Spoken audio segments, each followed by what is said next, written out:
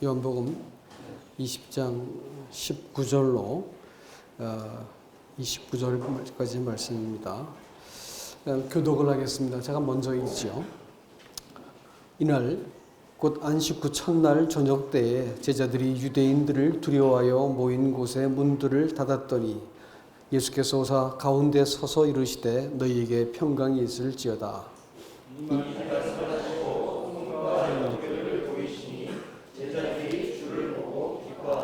예수께서 또 이르시되 너희에게 평강이 있을지어다. 아버지께서 나를 보내신 것 같이 나도 너희를 보내노라.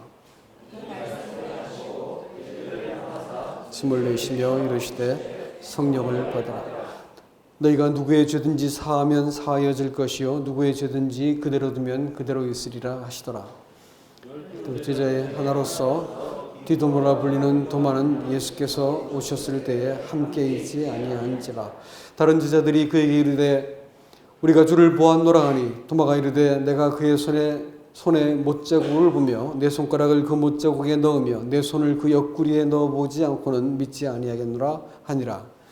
여드레를 지나서 제자들이 다시 집안에 있을 때에 도마도 함께 있고 문들이 닫혔는데 예수께서 오사 가운데 서서 이르시되 너희에게 평강이 있을지어다 하시고 도마에게 이르시되 내 손가락을 이리로 내밀어 내 손을 보고 네 손을 내밀어 내 옆구리에 넣어보라. 그리하여 믿음 없는 자가 되지 말고 믿는 자가 되라. 도마가 대답하여 이르되 나의 주 나의 하나님이시니이다. 다 같이 읽겠습니다. 예수께서 이르시되 너는 나를 본고로 믿느냐 보지 못하고 믿는 자들이 복되다 하시니라. 아멘. 오늘 이 본문의 말씀은 부활에 관한 그 사건을 다루고 있습니다. 성경에서 가장 중요한 부분이다 이렇게 말씀드릴 수가 있겠습니다. 여러분, 부활이 뭘까요? 이 고린도전서 15장 21절에서는 예수 그리스도께서 부활하지 않으면 너희 믿음이 헛되다 이렇게 말씀했습니다. 믿음이 헛되다 이렇게 말하면 교회에 나오고 또 뭐 헌금하고 침례받고 뭐 이렇게 다 해도 내가 뭐 구원의 확신이 있어요 뭐 하고 다 해도 헛거라는 거예요. 소용없다는 겁니다.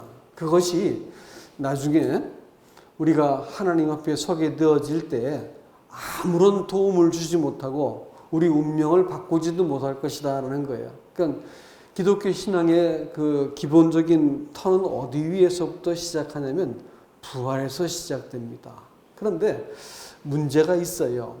그리스도인들이 부활이 뭡니까? 이렇게 말하면 잘 모르세요. 그 부활이 나하고 무슨 상관이 있는지, 부활이 어떤 의미를 갖고 있는지를 모르기 때문에 교회를 그렇게 오래 다녔어도 사람들이 그 하나님의 뜻도 모르고 신앙생활의 의미도 모르고 이렇게 살다가 나중에 죽음 앞에 딱 서고 보니까 내가 그동안 믿어왔던 것이 나를 죽음 앞에서도 당당하게 만들어주지 못한다는 것을 비로소 발견하고 속았다 생각이 드는 거예요. 그러니까 신앙생활은 한마디로 말하면 예수 그리스도의 부활과 나하고 상관이 생길 때부터 신앙이 시작된 거라는 것입니다. 이 말씀을 그냥 들어주는 시간이 아니고 부디 이 말씀이 여러분한테 이렇게 딱 하고 부딪힐 수 있기를 바라요. 저는 한 주간 동안 말씀을 준비하면서 그 생각만 하고 말씀을 품습니다. 여러분께 어떻게 하면 말씀이 딱 전달될까라는 거. 복음이 뭘까요? 예수님께서 나를 위해서 십자가에 죽으신 것이 복음일까요? 사람들이 다니면서 예수님께서 당신들을 다 용서하셨습니다 이러고 다녔을까요? 사람들이? 사도들이 말이죠. 그렇게 했을까요? 여러분, 복음이 뭘까요? 누구 한번 말씀하실 수 계십니까? 제가 아메리카노를 한 잔 내줘보겠습니다. 딱 떨어진 다음 마시면. 복음이 뭘까요? 사실은 뭐냐면요. 이 말씀이 이제 이사야서에 나오는데 이스라엘 백성이 하나님을 배반했어요. 구속하고 나라를 이루고 모든 것을 다 해줬는데 이 사람들이 하나님을 배반해버렸어요. 그래가지고 하나님이 이 백성을 버렸거든요. 관계가 깨졌어요. 그런데 선지자가 와가지고 내가 너희들한테 말이야 기쁜 소식을 전하는데 하고 소리를 지르고 다녔어요. 뭔가 들어봤더니 하나님이 다시 너희의 왕 되기로 하셨대라는 거였어요. 그게 복음이에요. 복음은 하나님이 너희를 버렸는데 다시 왕 되기로 하셨대라는 말입니다. 그게 기쁜 소식이에요. 우리가 알고 있는 복음이라는 말은 예수님께서 우리 죄 용서했다는 말이지만 구약 성경에서 처음 사용된 복음이라는 말은 하나님과 사람의 관계가 깨졌었는데 하나님이 이제 다시 너희를 너희가 왕 되기로 작정하셨대. 하나님 너에게 돌아오기로 했대. 이 말씀을 하고 있는 거예요. 그게 복음이었어요. 자, 그러면 오늘날 통용되고 있는 복음하고는 좀 틀리지요. 성경에서 말하는 복음은 뭐냐면 하나님이 사람하고 관계를 다시 회복하시고 그분이 사람이 하나님을 버리고 배반하고 등지고 달아나 버리는 사람을 하나님이 찾아오셔서 내가 다시 너희를 다스리기로 했다. 내가 너희 다시 왕 되기로 했다라고 찾아오신 거예요. 그렇게 하기 위해서 사람들의 죄를 용서하셨다는 것을 말씀하신 거거든요. 이게 인과관계가 바뀌어버리면 복음이 그야말로 이 동화가 되고 맙니다.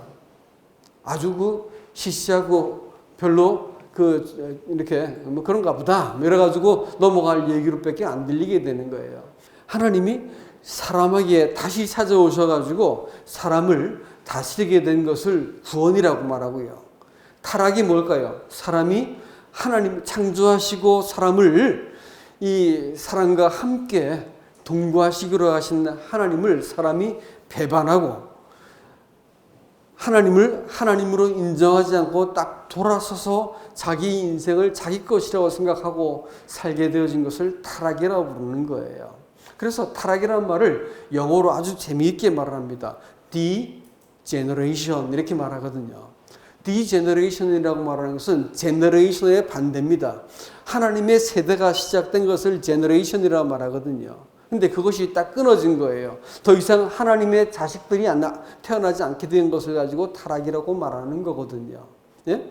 하나님이 더 이상 상관치 않는 인생들을 사람들이 살게 된 걸 가지고 디제너레이션, 타락이라고 말하는 거예요. 그들이 교회를 나가든 하나님께 제사를 드리든 아무 상관이 없어요. 하나님이 그들을 다스릴 수 없으면 그 사람들은 용서를 받았다 하더라도 사실은 하나님의 백성이 아닌 겁니다. 여러분, 제가 묻겠습니다. 여러분이 죄 용서를 믿었을 때 받았나요? 아니면 믿기 전에 받았나요? 예, 이건 커피 없습니다. 이건 너무 뻔한 얘기니까. 그렇죠? 용서를 믿었을 때 받았다 이렇게 하는 것은 다 거짓말하고 있는 거예요. 그건 성경에서 말하는 복음이 아니에요. 믿었을 때 구원받았다 이랬더니 믿었을 때 용서받았다 이렇게 말하는 것은 그 웃긴 얘기하고 있는 거예요. 예수님께서 죽으신 게 언제예요? 2000년 전이에요. 하나님이 사람을 용서한 건 언제일까요? 2000년 전일까요? 아니에요. 창세전부터 그리스도 안에서 우리를 구속할 것을 작정했다고 에베소서 1장 4절 말씀은 명시하고 있습니다.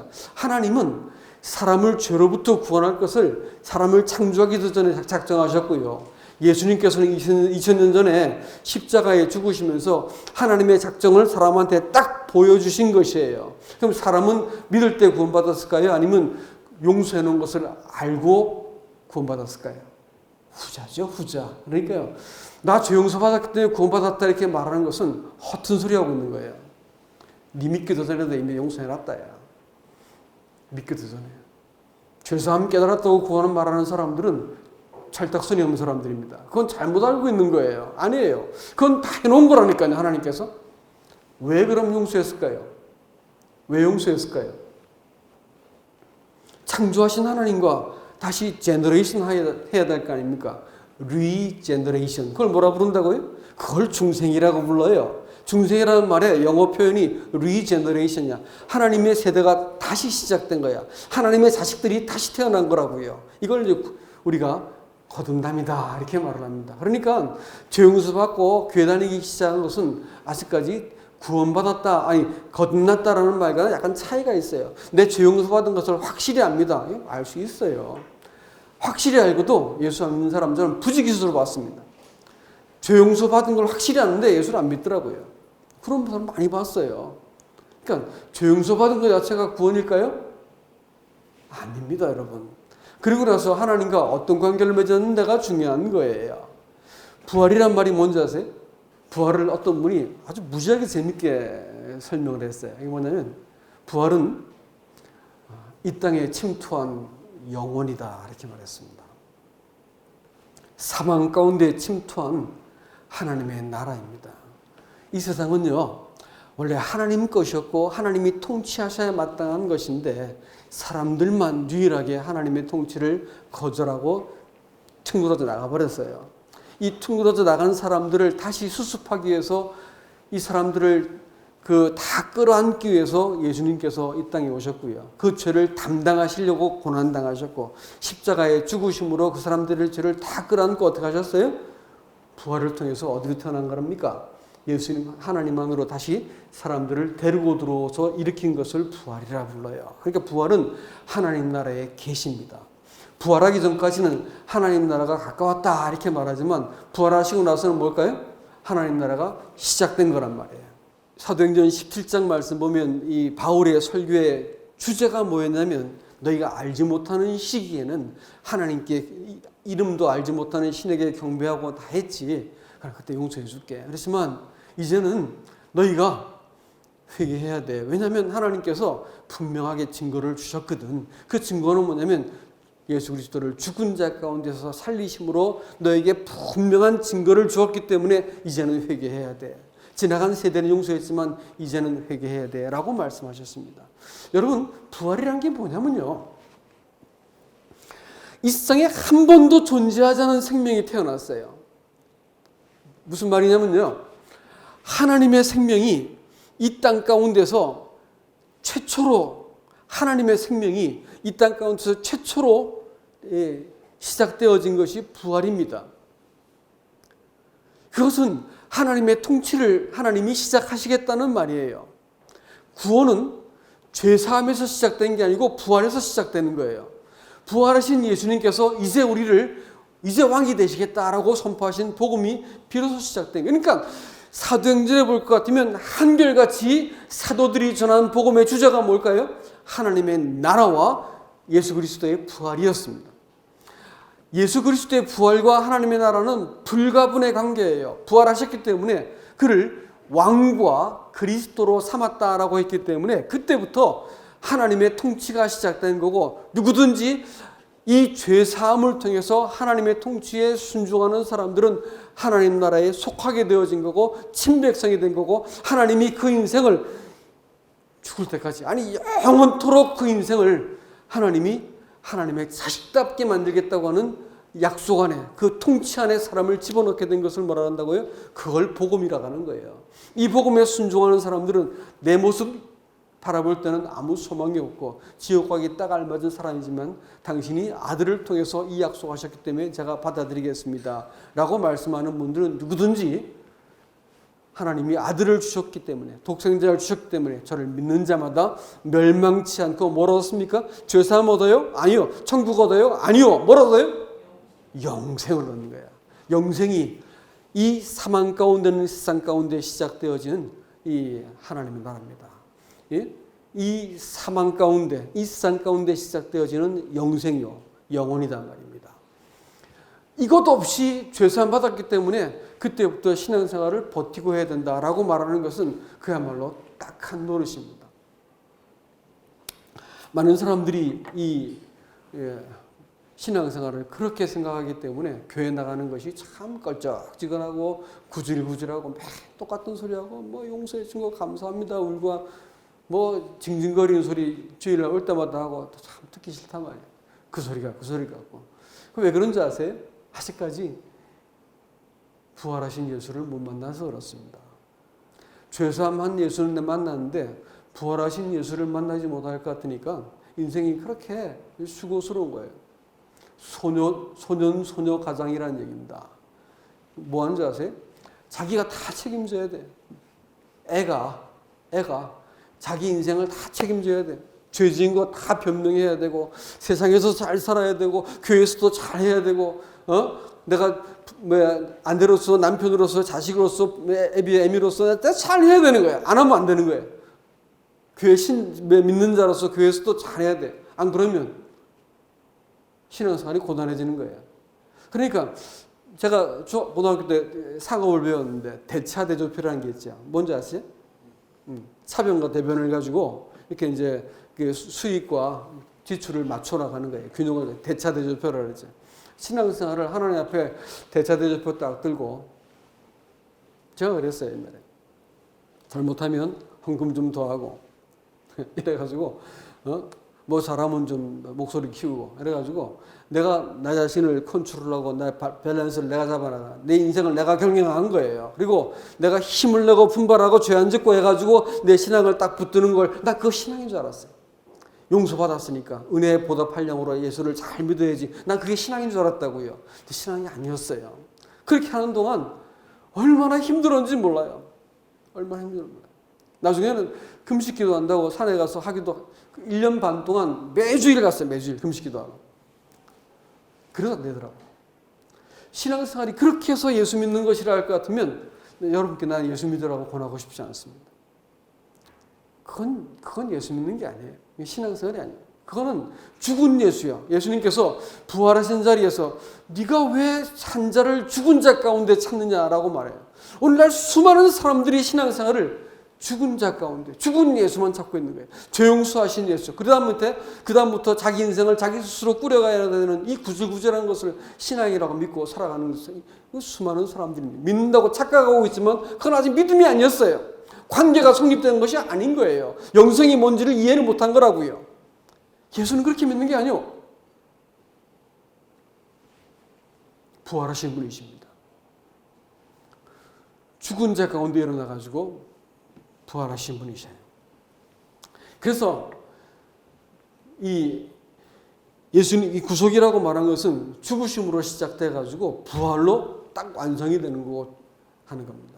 부활하신 예수를 모르면 예수 믿는 것이 참 우울하고 이 땅에 괴로운 세상 견디고 살다가 나중에 죽으면 천당 가야지 뭐 이런 얘기밖에 할 수 있는 게 없다가 그것은 우리가 예수님을 욕을 보이는 겁니다. 오히려 그렇게 믿는 것을 성경은 죄라고 불렀어요. 아세요? 그렇게 예수를 믿는 것은 로마서 9장 31절 말씀에서 자기가 그렇게 최선을 다해서 하나님을 섬기려고 하는 것을 성경은 뭐라냐면 반드시 내가 너희를 뽑아버릴 것이다 했어요. 버림받았다고요. 예수 그렇게 믿으니까 버렸단 말이에요. 그걸 10장 2절에서는 뭐라고 말하냐면 자기 의를 세우려고 힘써 하나님의 의를 복종치 않은 사람들이다 이렇게 말했어요. 하나님께서 원수같이 여겼다는 거예요. 아니 예수 시컷 믿었고 하나님께 원수가 되면 되겠어요? 예수 시컷 믿었는데 하나님과 원수가 된 거예요. 이거 기가 막힌 얘기가 어디 있겠냐고요. 근데 실제로 그랬어요. 실제로 그랬다고요. 그래서 예수를 십자가에 못 박은 사람들이 하나님을 안 믿는 사람들일까요? 믿는 사람들일까요? 믿는 사람들이었어요, 여러분. 오늘날 똑같은 일이 벌어지는 거 아세요?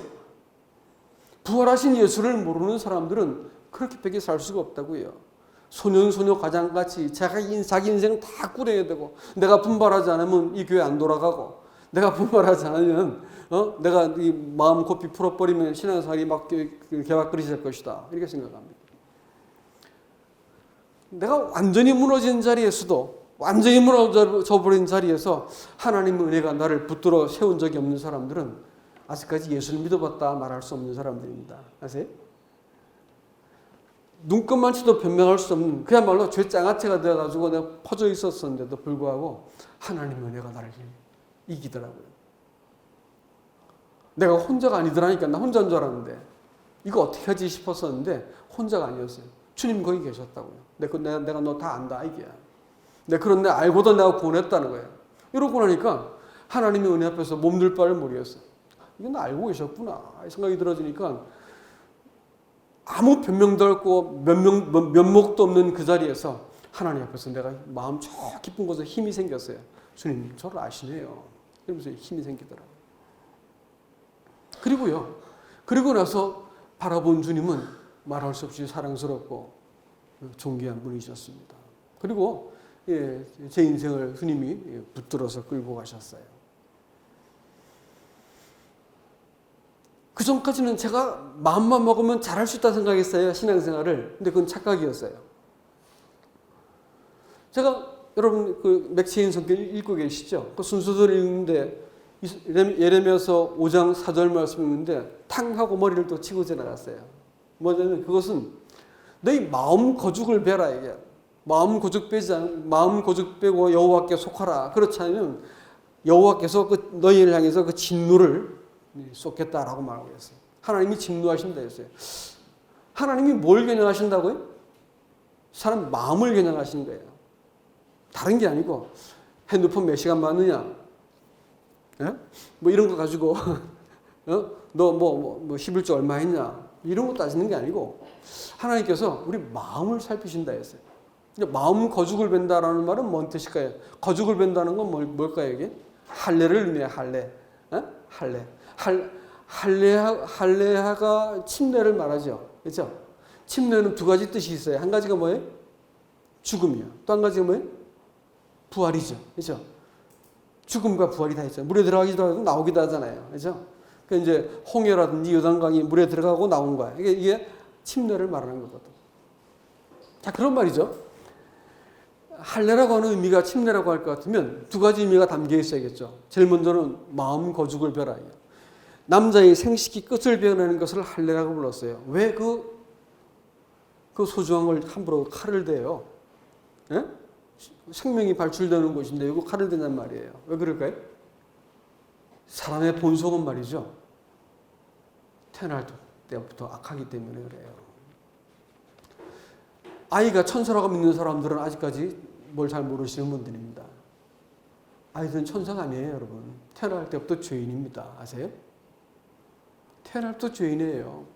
사랑 뺏겨보세요. 애들이 그렇게 잔인하고 무서울 수가 없어요, 애들끼리. 사람이 천사라고요? 누가 그래요? 악해요. 되바라졌고요. 무례하고 건방지고 은혜를 잘 모르는 것이 사람이에요. 이 본성입니다, 이게. 그렇기 때문에 사람이 태어나는 그것이 복이 되어야 되는데 사실은 그것이 하나님이 심판하시는 거예요. 성경에 그 말이 나와 있어요. 레위기에. 그래서 네팔 갔더니 글쎄 네팔 선교사가 말하는 얘기가 이상한 풍습이 있다는 거예요. 뭐냐면 남자가 태어나면 2주간 동안 여자가 죄인처럼 집에서 쫓겨난대요. 아들 낳았는데 쫓겨나서 어디냐면 초막같이 지은 저 마당 구석에 얼른 봐도 구질구질한데 거기 들어가서 그냥 갖다 주는 음식 뭐 거기서 불결하게 배변을 해야 되고 이렇게 2주간 동안 그렇게 하더라고요. 딸 낳으면 얼마인지 아세요? 4주 동안 돼. 딸 낳으면 저가 더 큰 거야. 실제 그렇게 해요. 그래서 뭐 이런 풍습이 있냐는데 성경을 보다 알았다 이렇게 말하는 거예요. 성경에 이렇게 나와 있어요.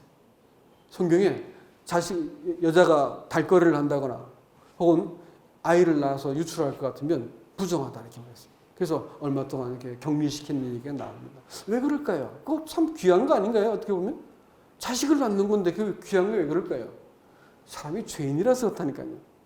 범죄한 이후에 사람의 생명을 낳았다고 말하는 것은 죄가 된다고 합니다. 성경이 이렇게 말하고 있어요. 그렇기 때문에 사람에게 구속이 필요한 것이다라는 겁니다.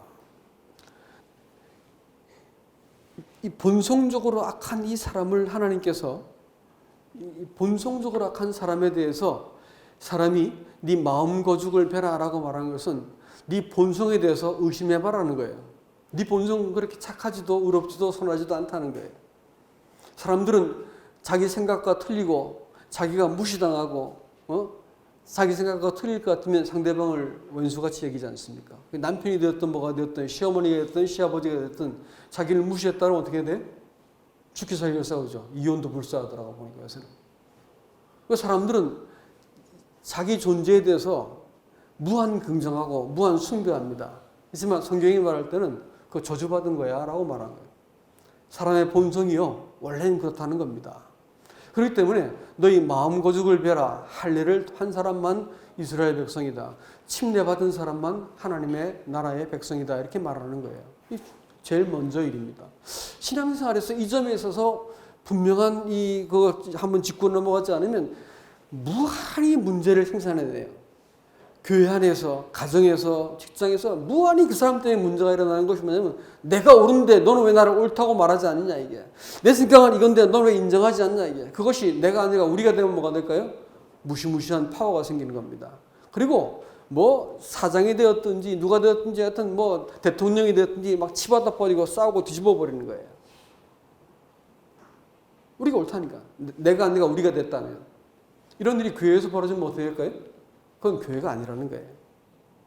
그런 것이 용인될 것 같으면, 그래서 민주주의 하자 할 것 같으면 그건 교회가 아니라는 거예요. 이게 말이죠. 하나님이 우리 자신에 대해서 네 본성이 죄다라고, 죄인이다라고 성경은 엄격히 말을 하고 있고요. 여기서 마음 거죽을 베라고 말하는 것은 다 배우면 죽는 거니까 마음 거죽을 베라는 것은 뭐예요? 그거 인정해라는 거예요. 그것이 인정이 되면 비로소 사람이 사람답게 살 수 있는 겁니다. 안 그러면 지 잘난 맛의 인생을, 지 깃발 휘두르고 인생을 여기저기 찔러대면서 인생을 살아. 괴로워. 같이 살면 무지하게 피곤해지는 거예요. 그 사람 옆에 있으면 굉장히 다른 사람이 고통을 받게 만든다고요. 그런데 말이죠.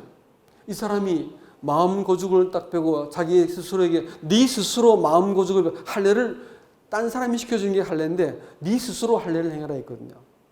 스스로 하는 할례가 어디 있어요? 성경은 그렇게 말하는 거예요. 예레미야서 5장 4절 말씀은 네 스스로 마음 고죽을 베라 이렇게 말했어요. 마음의 할례를 행하라. 마음의 할례를 행한 사람은 참 이스라엘이라고 바울도 얘기하고 있습니다. 두 번째 뭐냐면 여호와께 속하라. 이게 부활이에요. 부활은요. 침례의 의미가 염색하다는 말인 거 아시죠? 동화된다는 거예요. 속한다는 거예요. 한편이 된다는 거예요. 그러니까 내가 죄인인 것을 인정하고 죄 용서받은 것은 한 가지 일이고 또 한 가지가 뭐예요? 누구에게 속하는가 하는 문제예요. 내 인생이 영원히 내 것일 것 같으면 영원히 죄인입니다. 용서받아도 죄인이야 그건. 그러나 내가 하나님 것이면 내가 살아도 죽어도 누구 거예요? 하나님 거예요. 잘 돼도 하나님 거, 못 돼도 하나님 거, 가난해도 하나님 거, 부해도 하나님 거. 뭐가 됐든 하나님 거예요. 하나님이 내 인생을 개입하기 시작하신 거라고. 이게 이제 그렇게 하지 않으면 내가 너에게 진노하겠다는 거예요. 이거는 타협이 없는 거예요. 예수 그냥 좀 믿으면 되지. 뭐 그렇게 복잡하게 말씀하십니까? 아니 성경이 이렇게 말하는 거예요. 죄라고 말하는 것이 무슨 그 잘못을 범한 것이 아니라니까요.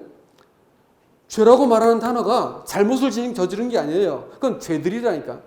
성경에서 말하는 죄는 하나님의 권위를 사람이 이겨먹은 거예요. 아시겠어요? 성경이 일관되게 말하는 죄는 지가 하나님 된 거예요. 기준이 하나님에서 자기한테 내려왔기 때문에 자기 생각에는 하나님을 상대화시켜버리고 하나님에 대해서 내 인생은 내 거고 하나님이 도와주면 하나님이지 개뿔 이러면서 그냥 막 가자는 거죠. 하나님이 자기 안 도와주면. 이렇게 자기를 긍정해주면 하나님이고 긍정해주지 않으면 하나님이고 뭐가 안 믿겠다는 거예요. 이게 죄입니다. 성경이 말하는 죄는 단수로 쓰여지는 죄는 바로 이겁니다. 사람들이 이 점에 있어가지고 죄로부터 회개한 적이 없는 거예요. 죄들의 용서는 받았는데 죄로부터 회개한 적이 없는 거예요.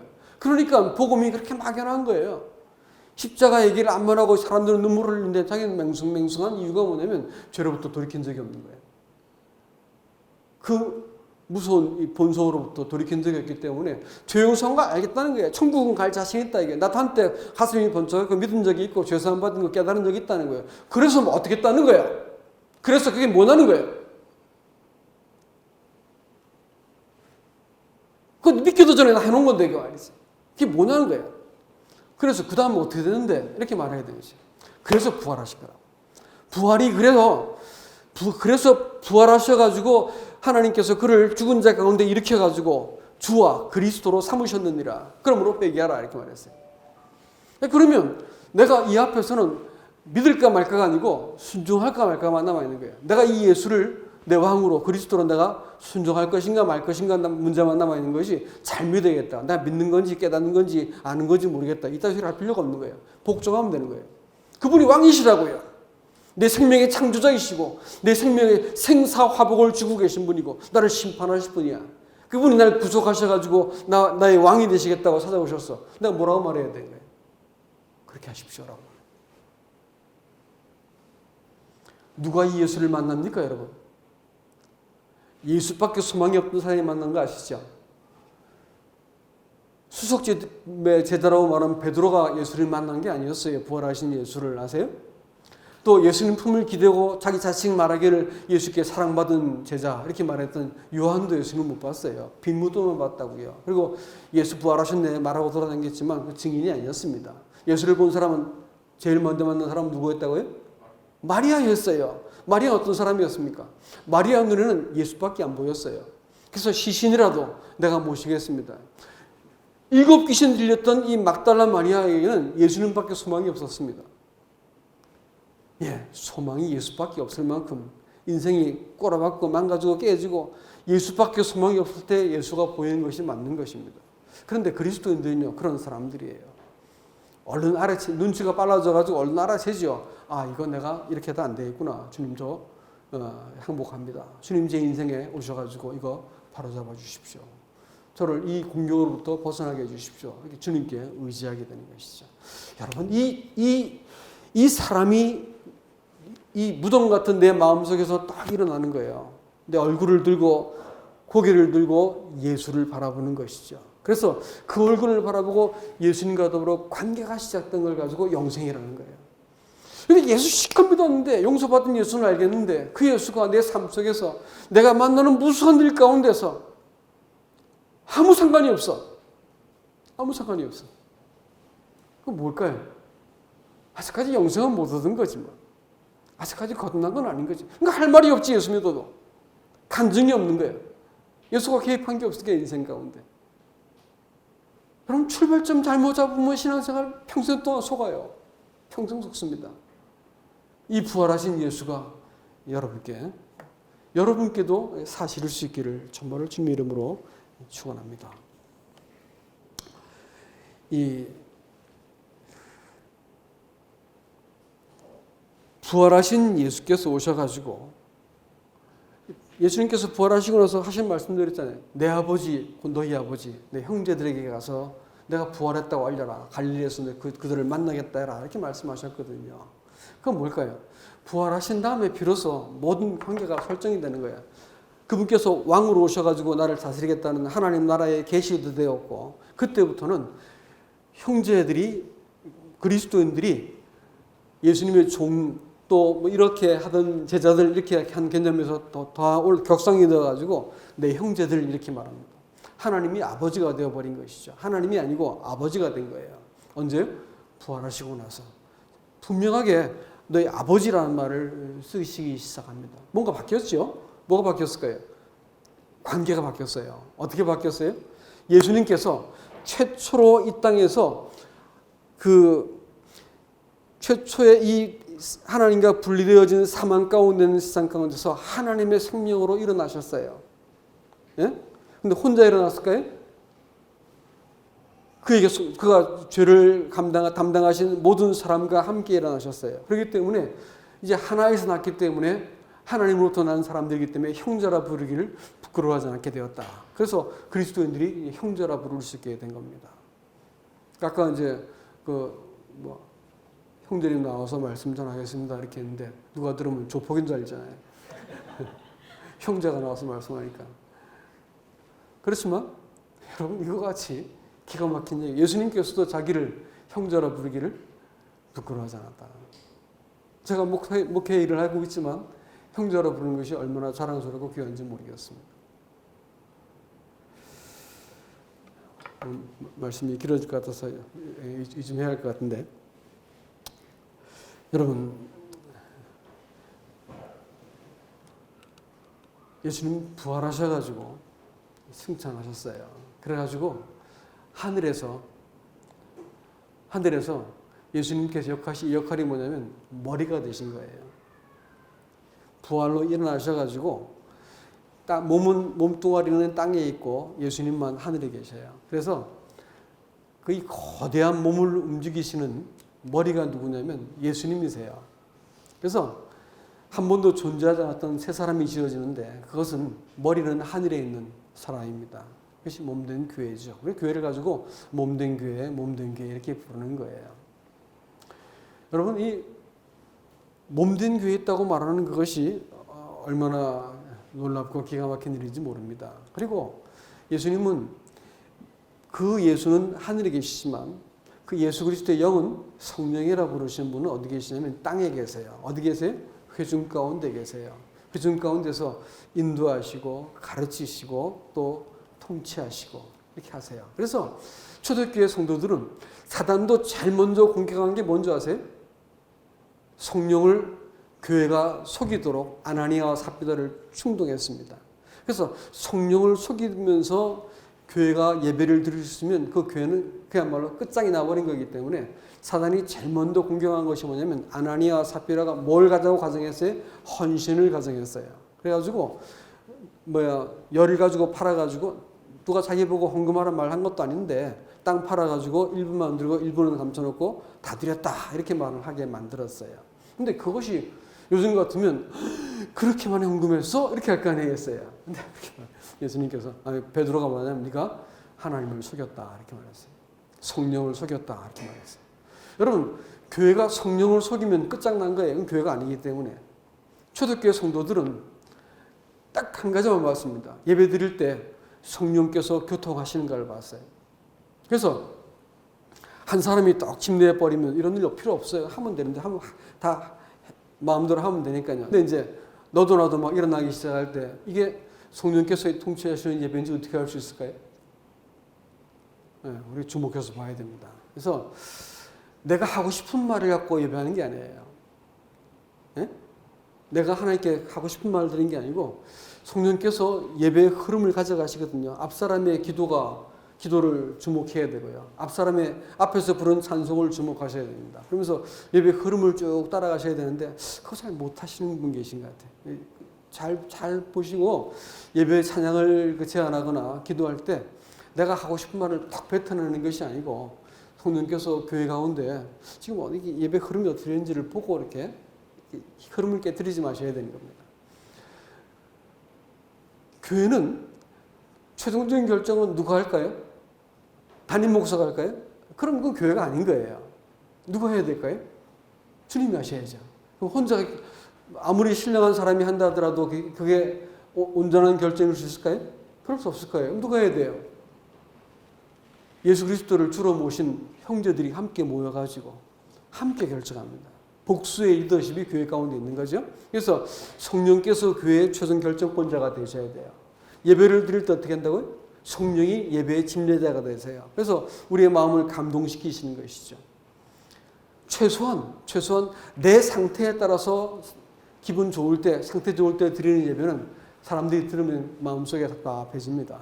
그러나 사람이 밑바닥을 딱 치고 감사드리는 아무런 조건이 없고 오히려 부끄러운 것이 생각나고 내가 잘못한 것이 생각나서 마음이 꽉 눌렸을 때 이 진리 안에서 나를 용납하신 그리스도를 내가 기억할 때 거기서 팍 무덤문을 열고 튀어나오듯이 내 마음속에서 주님 이와 같은 나를 구원하신 걸 감사합니다. 하나님의 영광을 찬송할 수 있는 사람들이 예배를 드리면 예배 듣고 있으면 마음속에 그냥 똑같은 화답이 팍 일어나고 감사가 되는 거죠. 감사를 드렸다 안 드렸다 하는 사람은 별 볼일 없는 사람들이에요. 그래서 안 돼요. 감사는 그래서 그렇게 드린 게 아니에요. 아버지 보고 선생님 보고 볼 때마다 인사했다가 말았다 이러면 어떻게 생각하세요? 그 자식도 그런 자식은 모습 자식이지. 내킬 때 아버지한테 인사하면 뭐야? 그거 웃긴 놈이지 그거. 학교에서도 선생님 봤는데 보고 핑 하고 지나가 버려. 어떤데 기분 좀 인사해주고. 그거 고약한 놈이지. 그렇죠? 그래서 안 되는 거 아니겠어요? 최소한 그리스도인이 하나님 대한 데 있어가지고 감사할 게 없으면 경배라도 해야지. 그런 겁니다. 예배라고 하는 것이 그렇기 때문에 내가 아무리 밑바닥을 쳐도 성도가 하나님께 드릴 말씀이 있어요, 없어요? 있어야 되는 거 아닌가? 그렇죠? 있어야 되는 거예요. 하다못해 산중보도나 제안 하더라도 있어야 되는 거라고요. 그렇게 됩니다. 그래서 하나님이 그 예배를 주관하시고 교회를 인도해 가시고 그들이 성령께서 무엇인가 인도하신 걸 보지 못하면 행동하지 않았습니다. 그들은 제가 이 번역된 자료들을 갖고 책을 하나 준비하고 있는데 보니까 자료에 뭐라 나왔냐면 그 19세기에 일어났던 부흥운동에서 그들에게서의 최고의 관심사는 성령의 인도하심이었다 이렇게 말해요. 그들이 모일 때마다 성령 인도함을 해서 기도했었고 성령을 구했다 이게. 그래서 그분 성령께서 교회를 인도하시도록 들고 뛰고 방언에 쌓고 이런 얘기 말고요. 하나님이 교회를 통치하시도록 구했다는 거예요. 개인의 삶도 마찬가지입니다. 가정도 마찬가지예요. 남편과 아내가 자식 문제로서 기도하기 시작할 때 자식이 안 바뀐다고요? 누가 그래요? 한번 들어보세요. 남편과 아내가 자식을 두고 두 사람이 기도하기 시작하면 바뀌게 돼 있다니까요. 혼자 기도하면 안 바뀔 수 있지만 그래도 바뀌긴 바뀌어요. 그렇지만 부부가 함께 기도하기 시작하면 자식은 꼭 바뀌게 돼 있습니다. 예? 넷을 키워봤어요. 저도. 확실합니다. 그러니까 성령을 구하셔야 돼요. 가정의 머리가 누구세요? 주님이세요. 주님. 그것만 지켜주는 집이 같으면 지금 문제 없다니까요. 이 복잡한 세상 가운데서 자녀 교육 문제 없습니다. 가정의 머리가 주님이셔야 돼요. 얘기가 딴 데로 갔네요. 부활하신 주님요. 여러분, 이 부활하신 주님에 대해서 내 인격이 일어나는 것을 내 개인의 부활이라고 그런 거예요. 거듭남이라고 그런 거예요. 거듭나지 않으면 하나님의 통치를 받지 못한다고 그랬어요. 하나님 나라에 들어가지 못하는 거예요. 수많은 사람들이 용서받은 거 가지고 거듭났다고 착각을 하는데 아닙니다. 용서받은 것은 여러분이 아무 보탠 거 없어. 그러나 부활은요, 최소한 주님 사모하는 사람이어야 됩니다. 제 인생, 밑바닥을 쳐보거나 안 되면 자꾸 내 인생은 왜 이렇게 힘든지 모르겠어요. 까짓까짓 모르겠어요? 왜 그걸 몰라요? 주님께서 여러분 인생 가운데서 통치하시려고 그러는 거지. 그 부활을 여러분에게도 경험하게 만들려고 우리 인생을 자꾸 꼬이게 만들고 넘어지게 만들고 위기를 만나게 만들고 내가 네 인생의 주인이다 이렇게 말씀하시는 거라고요. 근데 그거 잘 모르시는 거예요, 이 사람. 왜 이러냐 이게. 안 믿으니까 걸쩍전에 교회에 나와주는데 막 죽을 생각하고 교회에 나오고 억지로 나와주고 이렇게 하는 거예요. 이유가 뭘까요? 부활하신 예수 못 만나서 그런 거예요. 부활하신 예수요. 그분 아니면 모든 것이 다 뭐라고요? 말짱 꽝이다 이게. 헛되다 이게. 뭐가 되든지 언제든지 아무리 비천한 자리였든지 어떤 낙심한 자리였든지 주님 내 영혼의 탄식이 되었든지 울음이 되었든지 눈물이 되었든지 주님 제 인생 가운데 당신이 이 문제를 책임져 주시고 다스려 주십시오. 자백하세요. 그리고 그분을 요청하시기 바랍니다. 그래서 바울이 말한 것처럼 내가 이미 이뤘다 말한 것도 아니야. 어쨌든 내 이 부활에 이르기 위해서 내가 죽은 자 가운데서 부활에 이르리란다. 부활하신 예수 그리스도가 저와 여러분의 인생 가운데서 주가 되시기를 주님의 이름으로 축복합니다. 이상입니다.